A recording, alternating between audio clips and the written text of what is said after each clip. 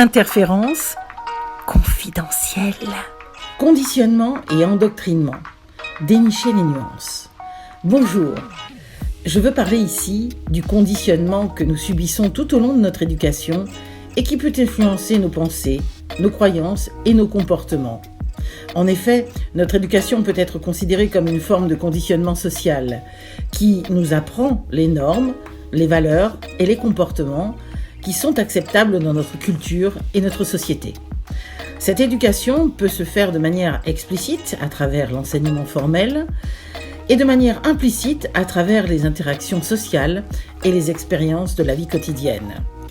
Parfois, ce conditionnement peut venir de bien plus loin dans le temps, car il peut être également issu de nos liens intergénérationnels. Il est à noter qu'une information sera d'autant plus facilement validée par nous-mêmes si elle est transmise par un être cher avec la loyauté que nous lui vouons. Le conditionnement inconscient peut avoir un impact profond sur nos croyances et nos comportements, car il peut influencer nos pensées et nos actions sans que nous en soyons conscients. Par exemple, si nous avons été éduqués dans une culture qui favorise la réussite professionnelle et la richesse matérielle, nous pouvons être conditionnés à poursuivre ces objectifs, même si cela ne correspond pas à nos propres aspirations personnelles. Cependant, nous avons le choix, car il est important de noter que le conditionnement inconscient peut être remis en question et modifié grâce à la prise de conscience et à l'auto-réflexion. En examinant nos pensées et nos comportements de manière critique, nous pouvons identifier les influences inconscientes qui nous ont conditionnés et ensuite décider si nous voulons ou non les accepter comme faisant partie de notre identité et de nos valeurs personnelles. Cela peut nous permettre de créer une philosophie de vie plus authentique et plus alignée avec nos aspirations et nos valeurs profondes.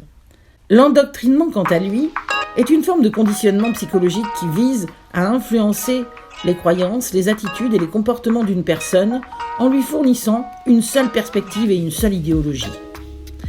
L'endoctrinement peut se faire de manière subtile ou directe par le biais de messages répétés et de techniques de persuasion telles que la manipulation émotionnelle et la désinformation.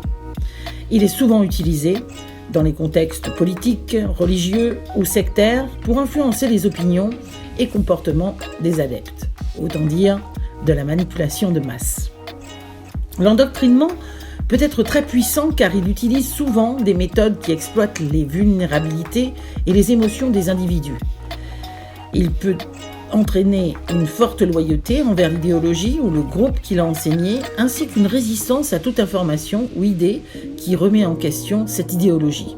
Voilà pourquoi il peut être dangereux, même si nous trouvons cela rassurant, d'intégrer que des groupes ou communautés portant les mêmes idées, car cela nous enferme dans une pensée unique, sans moyen de la remettre en cause par la connaissance de tout le reste.